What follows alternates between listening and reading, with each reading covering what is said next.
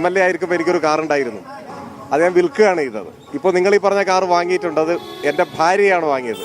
വാങ്ങിയതിന് എവിടെ നിന്നാണ് പണം എന്നാണെങ്കിൽ എടപ്പള്ളി ഫെഡറൽ ബാങ്കിൽ നിന്ന് ലോൺ എടുത്തിട്ടാണ് വാങ്ങിയത്.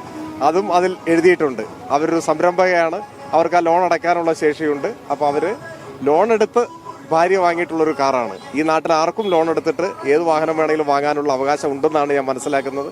അത് സോഷ്യൽ മീഡിയയിൽ ആരുടെയെങ്കിലും അനുവാദം കൂടി അതിന് വേണമെന്നുള്ളത് അറിയില്ലായിരുന്നു. അതിനിപ്പോൾ ഞാൻ ഭാര്യയോട് പറയാം. ദേശീയപാതയിൽ എന്താണ് ഇടതുപക്ഷത്തിന്റെ പങ്ക്, അതാണ് നമ്മൾ പരിശോധിക്കേണ്ടത്. കേരളത്തിന്റെ മുഖ്യമന്ത്രി പിണറായി ഡൽഹിയിൽ പോയി കേന്ദ്ര ഉപരിതല ഗതാഗത മന്ത്രാലയവുമായി ആ മന്ത്രിയുമായി നിരവധി തവണ ചർച്ച നടത്തി.